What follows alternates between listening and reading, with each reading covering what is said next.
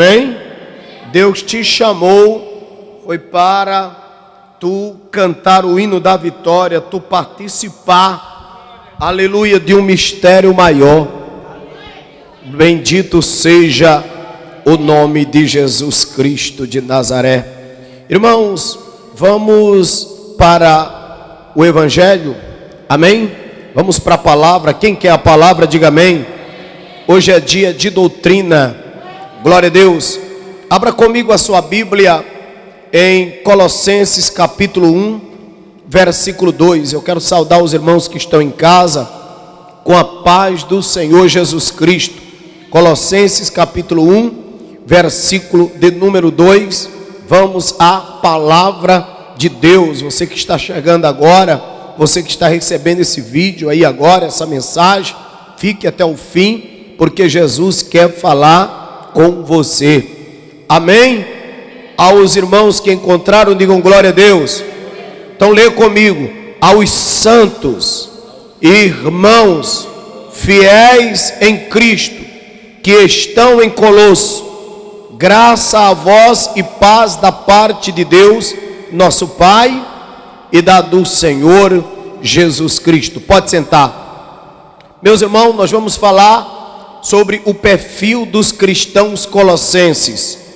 A igreja local constituída segundo a Bíblia precisa de oração, conhecimento, comunhão com Deus, doutrina da sua palavra para vencer o ataque e a heresia de Satanás. A igreja precisa ser construída segundo a Bíblia. Ela precisa de oração, conhecimento, comunhão com Deus e doutrina. Quem dá glória para Jesus? Os irmãos decoraram bem o que é que a igreja precisa? Oração, comunhão com Deus e doutrina. Aleluia, louvado seja Deus. Meus amados e minhas queridas irmãs, glórias a Jesus. Na saudação do apóstolo Paulo aos crentes de Colosso, temos um perfil de Cristo bem definido e significativos. Oremos a Deus para que durante esta palavra, essa mensagem, a gente possa nos apropriar das qualidades e das características que nos seja útil à vida cristã e ao trabalho do Senhor nos dias de hoje, que não são menos perigosos do que os dias vividos pelos irmãos da igreja primitiva. Meu Deus do céu, vamos falar um pouco da saudação de Paulo. Paulo, o apóstolo de Jesus Cristo. Paulo dirigia-se a uma igreja ameaçada pela heresia gnóstica, que considerava Cristo apenas um dentre muitos seres angelicais. Assim, ele fez questão de afirmar que não era apenas mais um entre muitos mensageiros de doutrina, louvado seja Deus, quaisquer mais apóstolo enviado da parte de Deus, da parte de Jesus Cristo. Os irmãos vão ouvir? Glória a Deus. Amém? Posso continuar? Glória a Deus. Então, meus amados irmãos, ele diz aqui que não é apenas mais um. Paulo diz que não é um qualquer, que não está falando de uma seita qualquer, porque naquele tempo de Colosso, naqueles tempos desta igreja, não era diferente de hoje, onde o pastor tem que se justificar, porque são tantos pastores mentirosos, são tantas igrejas vulgares, são tantas igrejas banalizadas, são tantos obreiros falsos, são tantos crentes falsos, que hoje um verdadeiro crente, ele tem que se identificar, ele tem que fazer questão de mostrar a que veio. Porque observe aqui, meus queridos irmãos, em Colossenses 1, verso 1, ele diz: Paulo, apóstolo de Cristo, pela vontade de Deus, ao irmão Timóteo. Ele sauda esta igreja, se justificando e dizendo: eu não sou mais um pregador, eu não sou mais um pastor, eu não sou mais um doutrinador, eu não sou qualquer apóstolo, mas apóstolo enviado da parte de Jesus Cristo. E acrescenta: pela vontade de Deus. Vivemos num tempo em que homens e mulheres, ostentando títulos de pregadores, mestres, pastores, escritores, profetas, cantores e etc., semeiam livremente o maldito joio dos falsos ensinos através de seus eventos, preleições, escritos, canções, encontros, emissoras de rádio, televisão, igrejas livres e etc. Há um bombardeio de informações falsas, usada por gnósticos, por mentirosos, por homens avarentos. Há um bombardeio para você, para os ouvidos dos nossos filhos, a corrupção que está escrito em Oséias, a corrupção que está escrito em Deuteronômio, a corrupção, a prostituição que está escrito no Apocalipse, a mistura de religiões, a prostituição no altar está predominante por aí afora.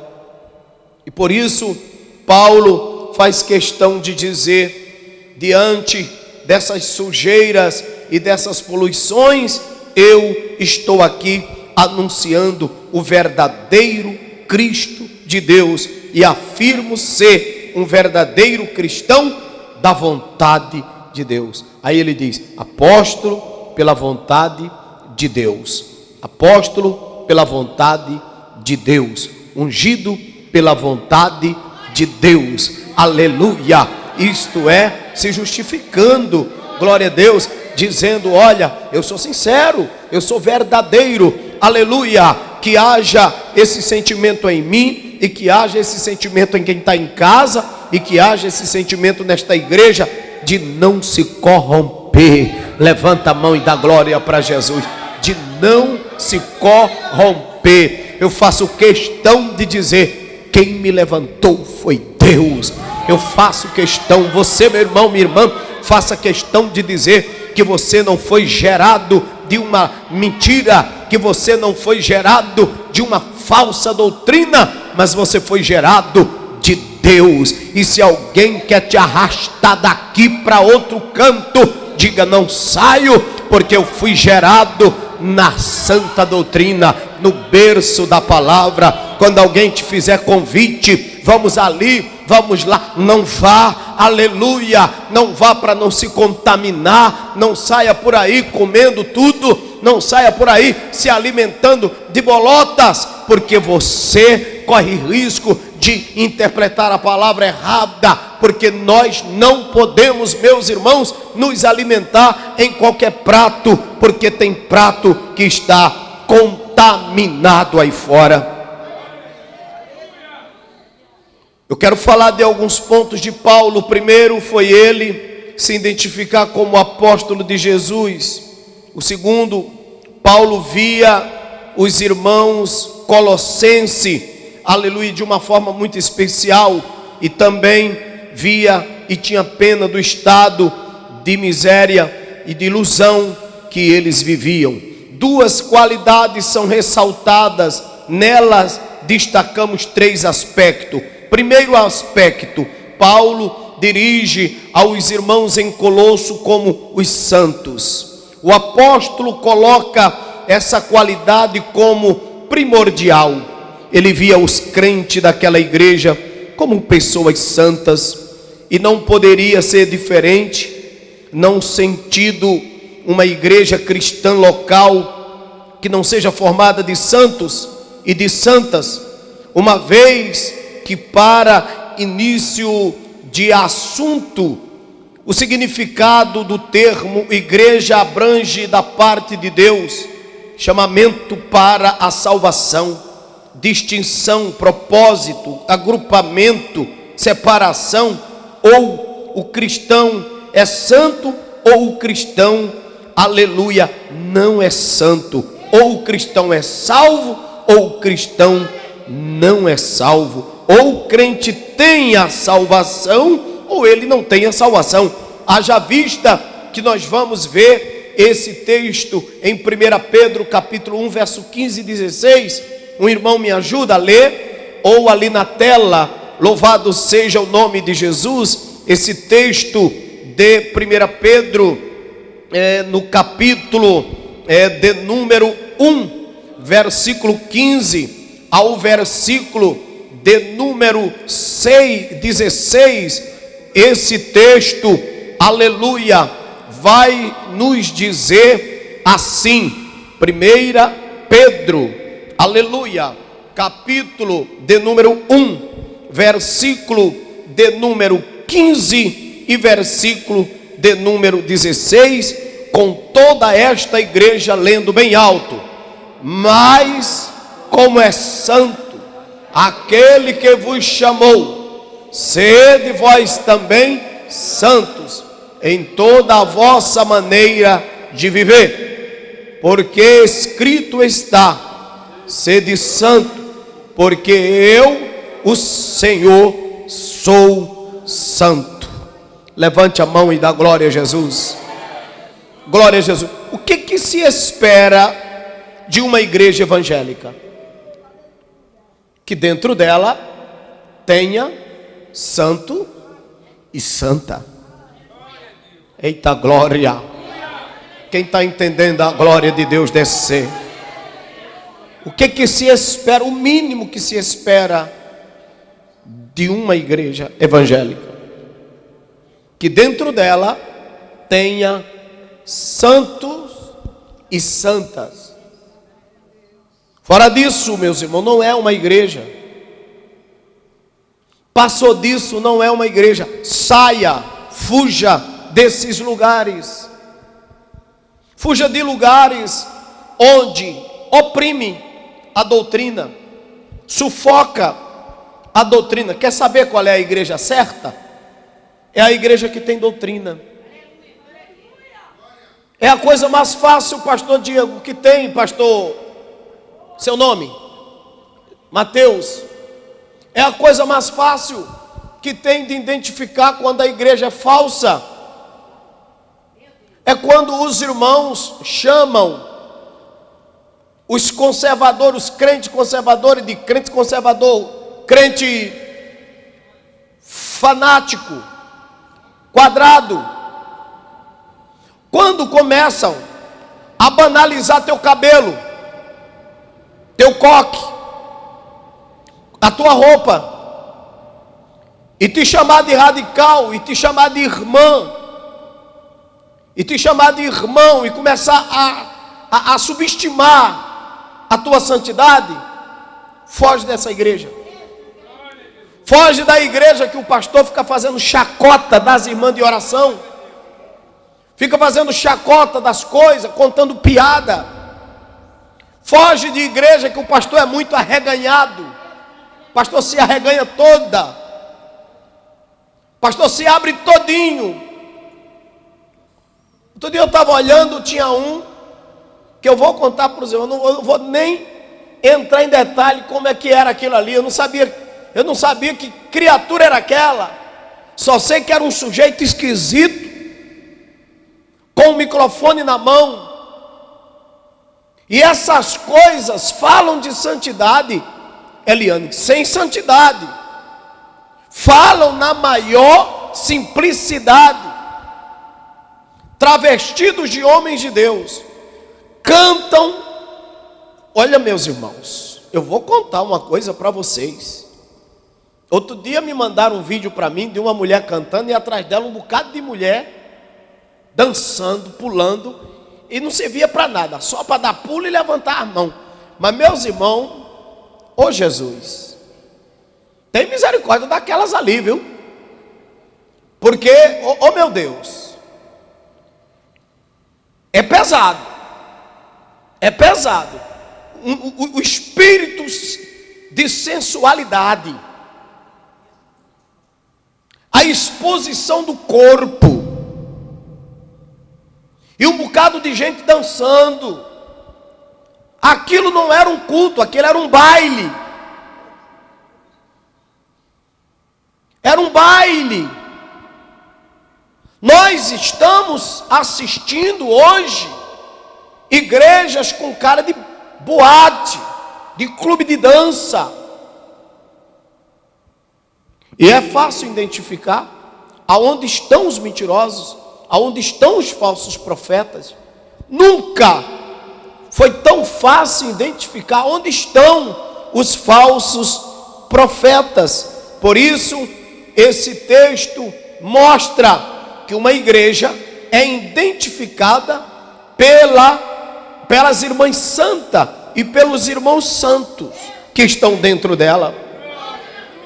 Outra coisa, meus irmãos, cuidado, porque esses prostitutos e essas prostitutas barram a mensagem que você prega, o evangelho que você acredita, dizendo assim: não pode julgar. Claro que não pode julgar. Essa gente não está sendo julgada por mim, mas essa gente já está sendo julgada pela palavra. É a palavra que condena, meus irmãos, não sou eu. A palavra condena estes comportamentos, estes atos de pessoas prostitutas e prostitutos que ignoram santidade. E a Bíblia diz: a igreja tem que ser formada por pessoas santas. Glória a Deus. Santa. Você precisa ser santo. A igreja tem que ser formada por pessoas santas. Aleluia. A Bíblia aponta que Paulo chama eles de santos, segundo de irmãos. Na família de Deus, as pessoas devem ser realmente irmãos e irmãs. E entre elas, a vivência deve ser baseada na união espiritual, conforme diz o Salmo 133. Salmo 133. Vamos ler? Diz o quê? Quão bom e quão suave é que os irmãos vivam em união. Por isso que eu friso aqui o cuidado que os irmãos têm que ter um com o outro, de chamar sempre o outro de irmão. Porque se não abrir o olho, nós estamos tirando de dentro da igreja a paz do Senhor. Estamos tirando de dentro da igreja a palavra irmãos. E estamos tirando de dentro da igreja a palavra santo. E estamos botando dentro da igreja só a palavra oi. Tudo bem? Irmão, eu fico horrorizado na minha live. Porque eu também atendo na rádio. Ora, eu faço rádio e televisão há mais de 30 anos. E era sempre a paz do Senhor. A paz. Hoje não. Você não vê mais os crentes da paz do Senhor. É bom dia. É boa tarde. Boa noite. Estão eliminando os costumes da igreja. E estão colocando o costume do mundo. Como é que o crente sauda? A paz do Senhor. Como é que o crente chama o outro? Irmão Mateus, irmã Berenice, irmã Maria, irmã Ruth. Agora não, agora é uma liberdade. E essa característica de irmão está sendo tirada da igreja. Mas não está tirada da Bíblia. Nós somos irmãos porque somos da família de Deus. Levante a mão e dá glória para Jesus de Nazaré. Aprenda que a doutrina, viu? Nós somos irmãos. porque nós somos identificados pela família de Deus. É um contrassenso, é uma contradição haver contenda, desunião e intriga em uma família espiritual que tem Deus como Pai. Efésios capítulo 2 e 19, nós somos uma família que temos Deus como Pai. Efésios capítulo de número 2, versículo de número 19, quero convidar esta igreja para ler bem alto esse texto comigo, em nome de Jesus de Nazaré. Podemos ler?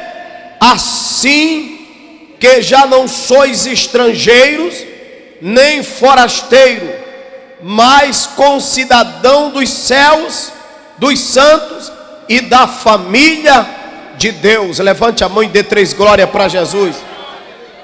Dá 3 glórias para Jesus.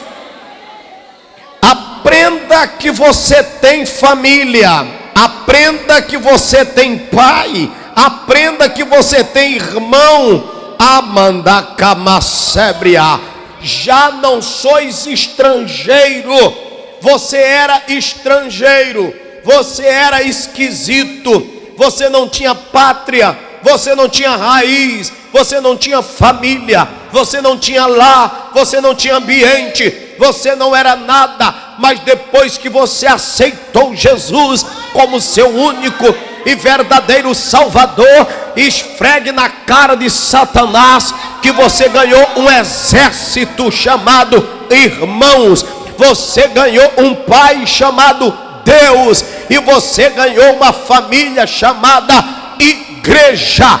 Bate no peito e dá glória para Jesus, porque você não anda mais sozinho, você não vive mais sozinha. Você tem pai, você tem família e você é irmão. Você entrou para a família de Deus. Quem entrou para a família de Deus, dá glória para Jesus. Quem entrou para a família de Deus, dá glória para Jesus. Quem é santo, dá glória para Jesus. Quem adora, dá glória para Jesus. Tem santo lá em cima, tem santo aqui no meio, tem santo ali na mocidade, tem irmão? Tem irmão aqui no altar? Tem. Quem se sente da família de Deus, quem se sente, aleluia, membro da família de Deus, dá glória. Está perdendo tempo, ficar calado.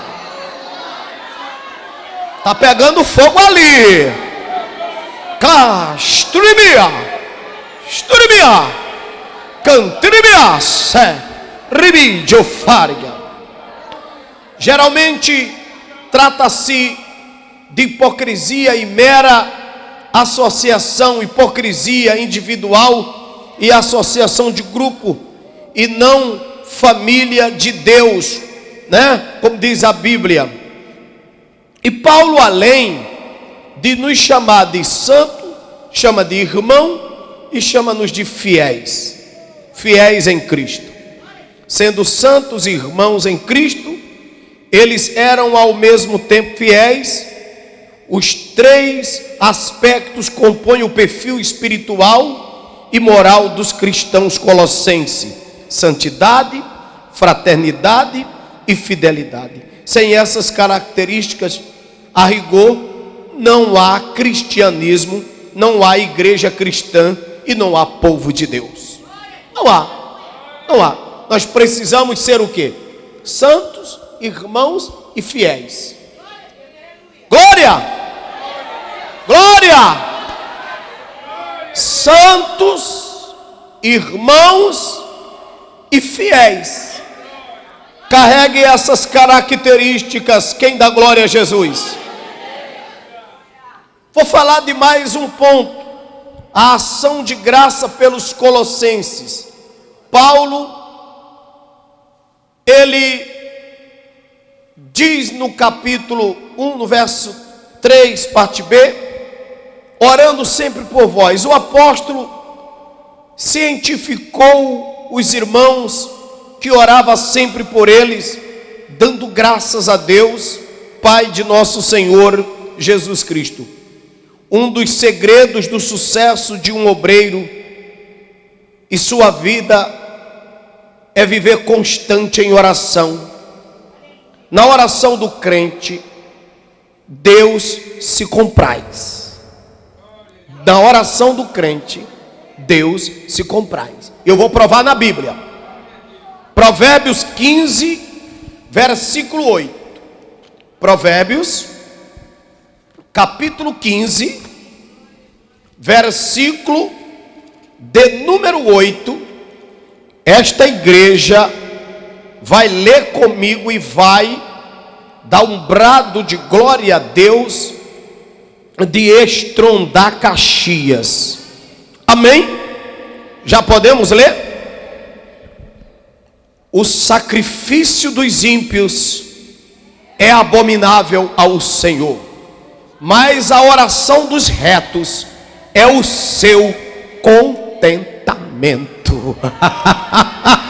Eita, quanto mais tu ora, mais Deus fica feliz contigo. Quanto mais tu ora, mais tu ganha bênção. Quanto mais tu ora, mais tu te aproxima de Deus. A pastora Ruth disse: eu fiquei triste, eu estava me sentindo triste, eu estava me sentindo só, eu estava me sentindo abandonada, eu estava me sentindo vazia, eu estava me sentindo sem o calor do Espírito Santo, porque eu estava sem orar, eu estava sem jejuar, eu estava sem buscar. Mas agora eu estou firme, eu estou cheia, eu estou profetizando de novo, eu estou falando línguas novamente, eu estou entregando recado novamente, eu estou entregando profecia novamente, eu estou de novo dentro dos mistérios. Por quê? Por quê? Por quê? Porque agora ela está agradando a Deus, ela está orando. A oração apraz a Deus. Eita glória! Eita glória! Eita glória! Alabandará sobre Nerevácia. Cadê o glória lá em cima? Tem, irmão? Tem o glória lá em cima, igreja? A palavra de Deus está dizendo que o sacrifício dos ímpios é abominável. Ímpio orar dá até nojo. Deus não ouve. Ímpio falar em Deus é abominável. Sacrifício de ímpio é abominável. Mas oração de justo, disso Deus se compraz. É plausível. Eita mistério. Oração de justo é contemplada. Oração de crente é contemplada. Tem gente voltando para orar aí? Tem gente voltando para orar aí?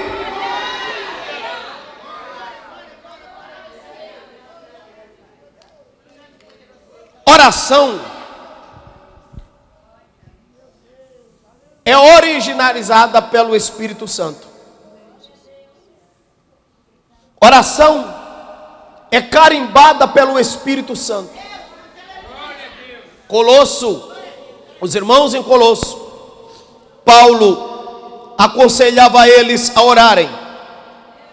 A oração, ela origina do Espírito. O Espírito está em você, você sente vontade de orar. O Espírito não está em você, você não sente vontade de orar. Eita glória! O Espírito estava saindo de ti, tu não estava mais querendo vir para a igreja. Eita glória! Vocês acham que essas pessoas que não fazem esforço para estar na igreja, elas estão com o Espírito Santo? Tadinha delas, irmão. Ó, não apontem, tenham misericórdia desses irmãos. Tenham misericórdia, porque são irmãos gananciosos. Eles não tiram tempo para a obra de Deus. Veja que você se inquietou.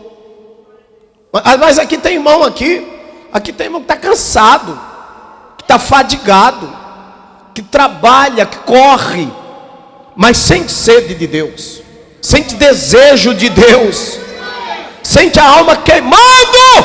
Ai Deus, eu vou entregar o mistério. Eita! Esteia, terra de Minegácia. Olha, você que está me assistindo agora, lá vai mistério. A tua alma está queimando, por isso que você não sai da frente do canal.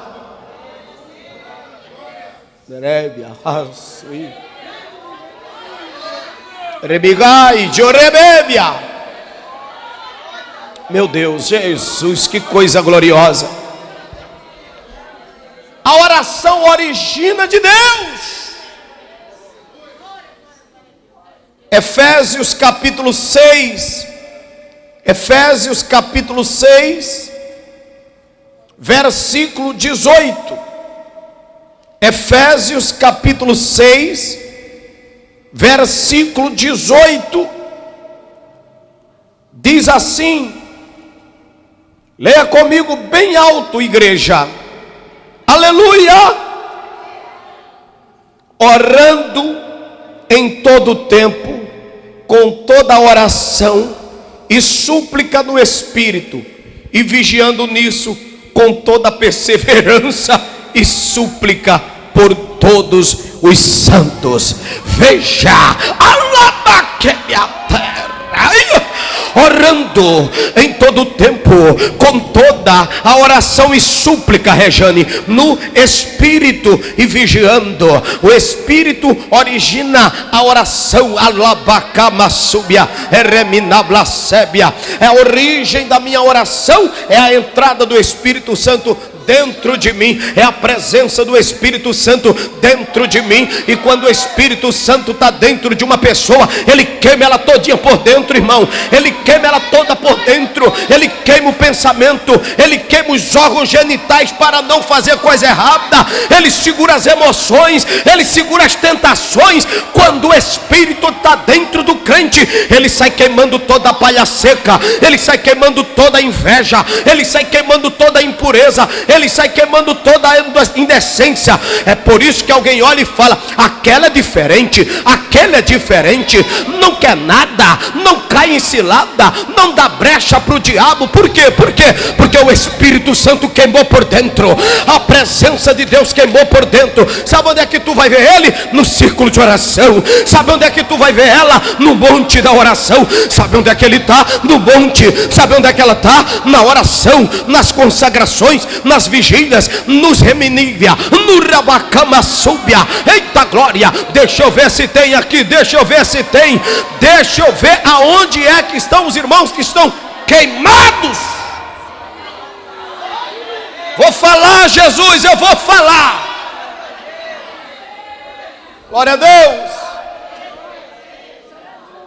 Queimados.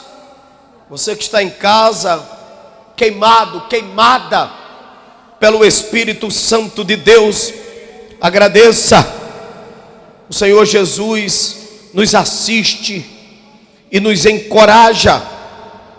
Diz um conhecido provérbio: muita oração, muito poder. Pouca oração, pouco poder. Nenhuma oração, nenhum poder. Nenhuma oração, nenhum poder. Glória a Deus. Então Paulo, ele presta ações de graça pelos colossenses, pela oração dos colossenses. E em segundo, pela fé, a esperança e a caridade dos colossenses. Na carta o apóstolo diz ter ouvido acerca da fé em Cristo Jesus e da caridade que eles tinham para com todos os santos, bem como da esperança reservada para eles nos céus. Essas virtudes cristãs eram patrimônio espiritual daqueles crentes. Os cristãos daquele tempo podem não ter tido muitos bens terrenos, mas eram ricos espiritualmente. Romanos capítulo 5, verso 1 diz disso. Romanos capítulo de número 5, aleluia, versículo de número 1, diz assim as sagradas letras. Queria que todo mundo lesse, emanado com o bispo Edinaldo Silva, agora em o nome do Pai, do Filho e do Espírito Santo. Como diz Romanos 5, verso 1? Sendo, pois, justificado pela fé, temos paz com Deus por nosso Senhor Jesus Cristo. Somos ricos. Levanta a mão e dá glória a Jesus. Agora leia comigo 1 Coríntios 13. 1 Coríntios 13, versículo de número 13. 1 Coríntios, capítulo 13, versículo 13, diz a palavra de Deus: agora, pois, permanecem a fé e a esperança e o amor, estes três, mas maior destes é o amor. Então Paulo sauda, aquela saudação, aquele agradecimento pela oração dos colossenses e pela fé e pela esperança dos tais. Tiago capítulo 2, versículo 5. Tiago capítulo de número 2, versículo de número 5, diz assim a palavra de Deus. Leiam todos. Ouve, meus amados irmãos, porventura não escolheu Deus aos pobres deste mundo para serem ricos na fé e herdeiros do reino que prometeu aos que ama? Esta é uma pergunta. Levanta essas mãos e dá glória se você já entendeu a doutrina. Alabando e revácia. Deus está dizendo: olha, nenhum de vocês são pobres, se vocês têm o Espírito Santo dentro de vocês. Por isso que os colossenses, irmão Vitório, eram elogiados pela oração e pela perseverança, pela fé, perseverança, porque eram de oração e eram ricos de Espírito. Levante a mão e dá glória para Jesus. E por fim, eu quero falar da oração intercessória de Paulo. Primeiro, Paulo, conhecendo aqueles irmãos, aquela doutrina, ele ora e ele dá graças a Deus pela vida daqueles irmãos, pelo conhecimento que aqueles irmãos têm da vontade de Deus. Se os colossenses estavam sendo atacados pelas heresias, que são distorções das verdades divinas, como temos lido, como temos visto na Bíblia, eles precisavam de conhecimento da vontade de Deus para com a igreja. Sem o conhecimento de Deus e da sua vontade, é impossível discernir entre a verdade e a mentira, entre o verdadeiro e o errado. Para que esse conhecimento fosse em todas as sabedoria, não se trata aqui principalmente ou primeiramente de saber teologia, de conhecimentos teológico, formal, que é muito útil e muito menos filosófico, mas antes de conhecimentos espirituais. Porque a igreja, por mais que os irmãos tivessem conhecimentos teológicos, os que estavam debatendo com eles pareciam ter muito conhecimento teológico também.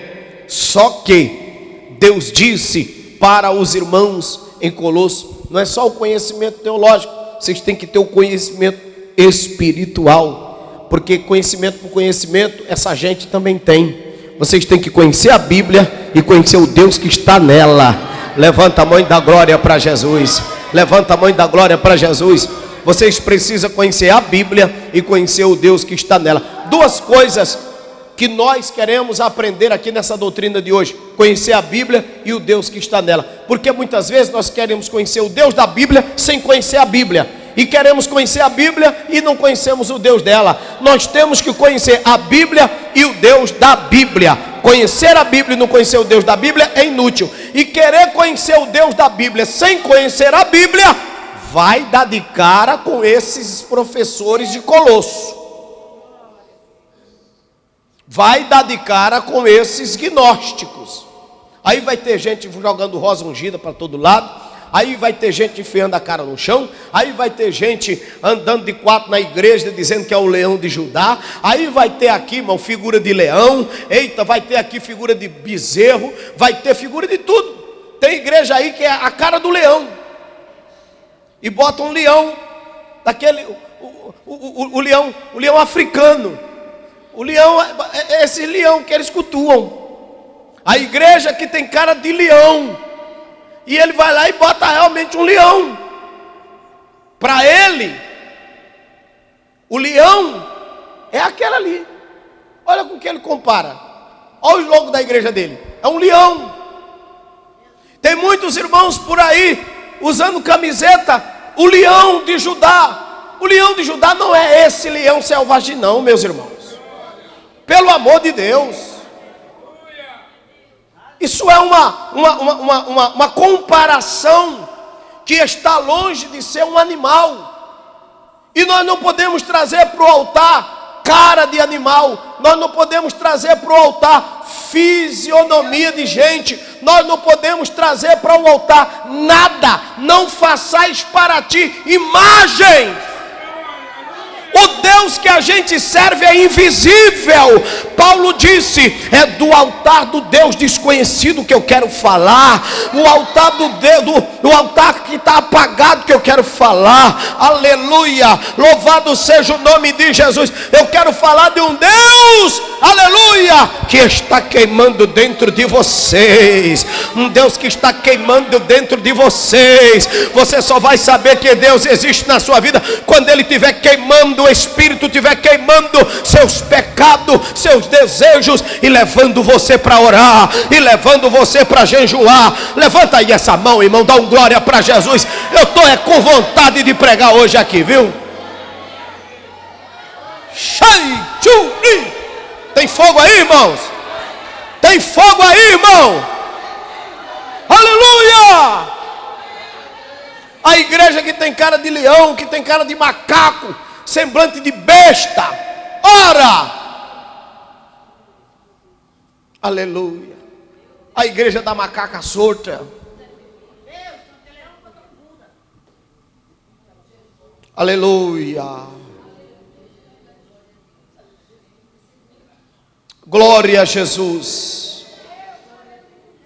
Meus amados e minhas amadas irmãs, conhecemos o Deus da Bíblia. Conhecemos o Deus da Bíblia, Ele é maravilhoso. Conhecemos o Deus da palavra, Ele é maravilhoso. Meus amados irmãos, para que esse conhecimento fosse em inteligência espiritual, porque o Senhor dá sabedoria, e da sua boca vem o conhecimento e o entendimento. Provérbios capítulo 2, verso 6. Qualquer conhecimento, qualquer entendimento só funciona se vier de Deus. Se Deus não inspira um ser humano, o conhecimento dele é vago. Provérbio capítulo de número 2, é isso que eu pedi? E o versículo 6 diz assim, irmão: porque o Senhor dá a sabedoria, e da sua boca vem o conhecimento e o entendimento. Por isso que a Bíblia diz que toda a palavra de Deus é divinamente inspirada por Deus, né?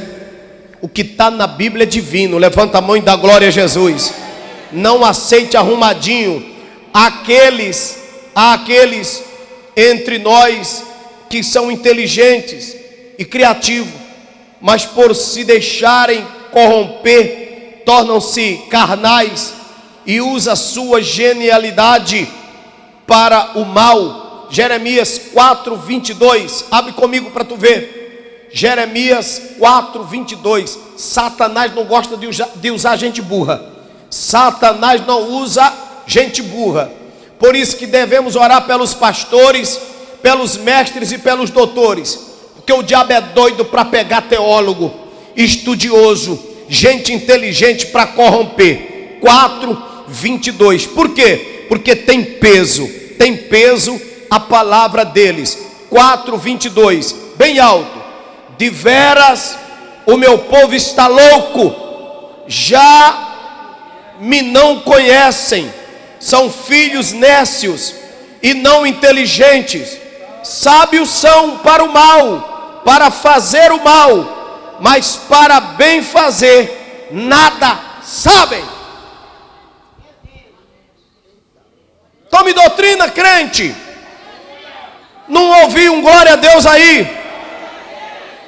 Olha, tu toma cuidado, que tu pode estar sendo uma ferramenta do cão. Vigia na face da terra e põe os teus conhecimentos à disposição de Deus. Já que tu é uma profeta, cuidado com quem vai te usar. Já que tu tem dom de visão, cuidado com o que tu vai ver. Já que tu tem na igreja um cargo elevado, vigia para tu não te perder no cargo. Já que tu está à frente de uma obra, olha como é que tu anda, para de repente tu não tropeçar e não começar a dar lugar para o Satanás. Já que tu canta bem, presta atenção no que tu vai cantar. Já que tu prega bem, presta atenção nas mensagens que tu vai ouvir. Vem para a doutrina aprender, que é para tu depois passar aquilo que tu aprendesse na doutrina. A Bíblia está dizendo, aleluia, o meu povo sabe muito, mas enlouqueceram. O diabo começou a usar a sabedoria, a inteligência deles para lutar contra mim. Eita mistério. Pode observar que todos os irmãos talentosos são perseguidos. Eita glória. Os irmãos passam de 10 mil seguidores nas redes, já começa a se perder. O diabo já começa a dizer, tu é influência, tu é Gandablasai. Aí tem gente aí só fazendo live, labanda sumenerebeada sábia. E o diabo vai cegando, Márcia. Satanás vai cegando. Todo dia eu tenho cuidado comigo. Todo dia tu tem que ter cuidado contigo. Todo dia tu tem que vigiar na terra, porque o diabo sai te dando corda, sai te dando corda. Aleluia. Mas sabe por que ele vai começando a te dar corda? Depois que Deus te enche e depois que tu ganha credibilidade. Deus te enche e tu ganha credibilidade. Aí o diabo fala, agora eu pego. Porque o diabo não bate em gato morto. Aleluia. Satanás não quer nada com derrotado. Satanás só quer pegar quem está no auge. Eita glória. E até saírem de circulação enganam muitos, sendo também enganado. 2 Timóteo 3, versículo 13. 2 Timóteo 3 e 13. Até Deus abater essa gente, elas mandam muito para o inferno. Até Deus abater, porque Deus vai abater quem está mentindo. Deus vai abater quem está mentindo. Deus vai... Eita glória. Eita, 2 Timóteo capítulo 3, versículo 13. Aleluia. Quem encontrou, diga glória a Deus bem alto. É para dar glória bem alto. Vamos, capítulo 3, versículo de número 13, bem alto. Mas os homens maus e enganadores irão de mal para pior, enganando e sendo enganado. Levante a mão e dá glória a Jesus. Eu não sei se você está sentindo a presença de Deus.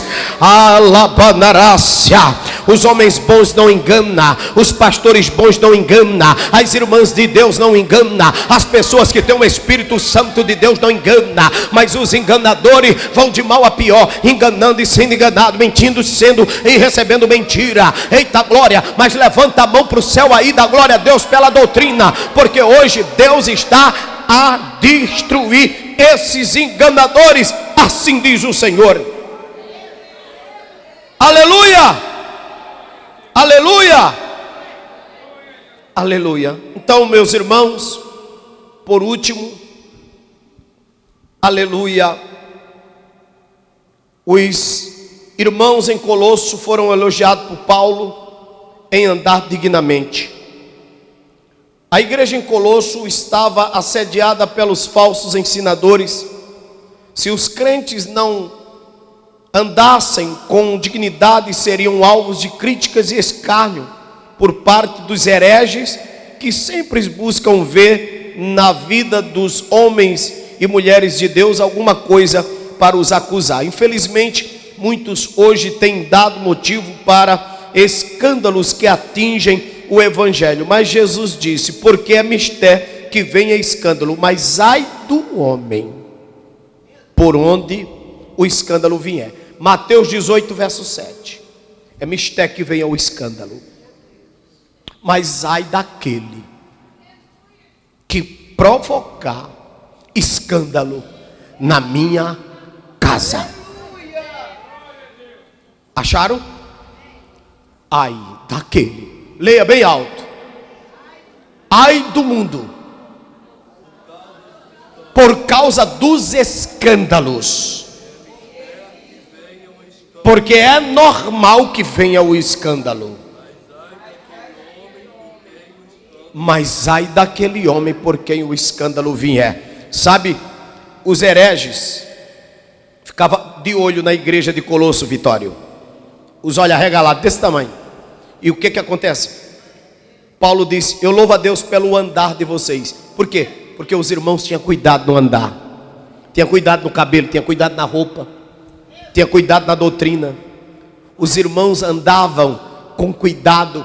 Aí alguém fala assim: mas tu anda assim por causa dos outros. Os irmãos andavam para os hereges não arrumar confusão, para botar em dúvida a fé daqueles irmãos. Eles andavam tapando as brechas. Tapa as brechas, meus irmãos. Quem dá glória para Jesus? Tapa as brechas. Quem dá glória para Jesus? Então eles andavam dignamente. Segundo, eles agradavam a Deus em tudo. Diante de um mundo sedutor que sempre procura atrair os cristãos para as práticas pecaminosas de modo sutil e enganador, há muitos que desprezam os princípios bíblicos e procuram agradar o mundo. Muitas dessas vítimas são jovens incautos e descuidados, mas a palavra do Senhor adverte: não amei o mundo nem as coisas que no mundo há. Se alguém ama o mundo, o amor do Pai não está nele. 1 João capítulo 2, versículo 15. Não ame o mundo e nem as coisas que no mundo há. Isso aqui é Bíblia, irmão. E por fim nós vamos falar que os irmãos andavam frutificando em toda boa obra. A fé deve produzir boas obras. Tiago capítulo 2, verso 22. Tiago capítulo 2, versículo de número 22. A fé tem que produzir boas obras. Quem encontrou? Vamos ler. Bem vês que a fé cooperou com as suas obras e que pelas obras a fé foi aperfeiçoada. Leia o outro. E cumpriu-se a escritura que diz: e creu Abraão em Deus e foi-lhe isso imputado como justiça, e foi chamado o amigo de Deus. O amigo de Deus. Meus irmãos e minhas queridas irmãs, nós precisamos andar frutificando em quê? Em toda a boa obra. Agora leia o versículo de número 26, 2 Timóteo capítulo de número, aliás, 2 Timóteo, não vamos ficar no versículo no que estávamos, vamos ficar no que estávamos. Glórias ao nome de Jesus. Tiago 2:26, 2:26. Porque assim como o corpo sem o espírito está morto, assim também a fé sem obras é morta. Então os irmãos em Colosso eram elogiados pelos frutos que davam. Porque não adianta vocês estarem aqui, vocês não ganham uma alma, vocês não evangelizam ninguém, vocês não se preocupam com as pessoas, vocês não vão para o mundo buscar as almas, vocês não procuram trazer nem os parentes de vocês para a igreja. Olha, eu quero dizer para vocês que, ao contrário dos irmãos em Colosso, vocês estão fazendo coisa errada. Estão fazendo coisa errada. Veja, uma das coisas que Paulo elogiou foi o fruto que eles produziam. Aleluia! Tais obras devem corresponder à fé, pois é ativa e se manifesta através dos seus atos ou obras. Esta é a fé. Tiago 2:14. Tiago 2:14. Como é que diz? Meus irmãos, que aproveita se alguém disser que tem fé e não tiver as obras? Porventura a fé pode salvá-lo? Eu tenho fé. Mas tu está fazendo o quê para Deus? Cadê tuas obras? Cadê os quilos de alimento, a campanha, a gincana, a escola dominical, o trabalho de ação social? Aonde está a evangelização, as visitas, orações, os cultos nos lares? É doutrina, viu, irmão? Quem dá glória? Quem dá glória? Tem gente querendo se salvar por meio de quê? Por meio de quê? Tu tem fé, mas cadê as obras? A fé sem as obras é morta. Você pode estar explodindo de Deus, mas você não está dando um prato de comida. Você não entra em nenhuma campanha da igreja para ajudar ninguém. Os irmãos em Colosso, dentro da sua doutrina, tinha esse cuidado. O cristão não deve praticar boas obras, mas para ser salvo, mas deve praticá-las porque é salvo. A salvação não é por obras. Efésios diz isso, porque somos feituras sua, criados em Cristo Jesus para as boas obras. Então nós somos criados para boas obras. Nós não fazemos obra para ser salvo. Nós fazemos boas obras porque somos salvos. Aleluia! Eu não dou um prato de comida para ser salvo. Eu dou um prato de comida porque sou salvo. Alguém está entendendo a doutrina? Está entendendo? Alguém está entendendo a doutrina? Somos feituras de Cristo para as boas obras. Olha aqui, nós fomos imagem e semelhança de Cristo para as boas obras. Não são as obras que nos fazem. Nós somos feitos por Deus para fazer as obras. Então, dentro do crente, se ele tem Deus, falta as obras. Olhe para mim. Não tente vir aqui pelas obras, para fazer as obras. Venha porque você é salvo. Por ser salvo, você faz as obras.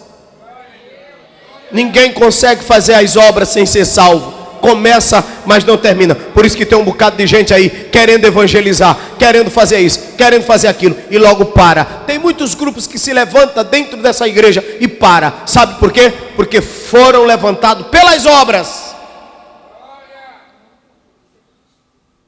Eles precisam ser primeiro salvos para fazer. Quem é salvo vai quietinho, vai sozinho, mas vai. Salvo para fazer as obras, porque somos feituras, nós somos salvos para fazer as obras. Se o crente não frutificar, acaba machucando, secando, murchando espiritualmente e pode até morrer. Qual é a planta? Já vou terminar, tá, irmão? Qual é a planta que não dá fruto, que não produz fruto? Só espinhos, abrolho. Está entendendo o mistério? Eita glória! Em quarto lugar, o crente, os irmãos em Colosso, crescia no conhecimento de Deus, conhecendo o Senhor Jesus. O conhecimento daqueles hereges procedia dos seus pensamentos filosóficos, meticuloso e sofisticado, e das discussões e das ilusões, das elucubrações dos famosos mestres seculares da época, e também mentores religiosos, cuja sabedoria afastava o povo de Deus. A igreja de Colosso sofria com os hereges.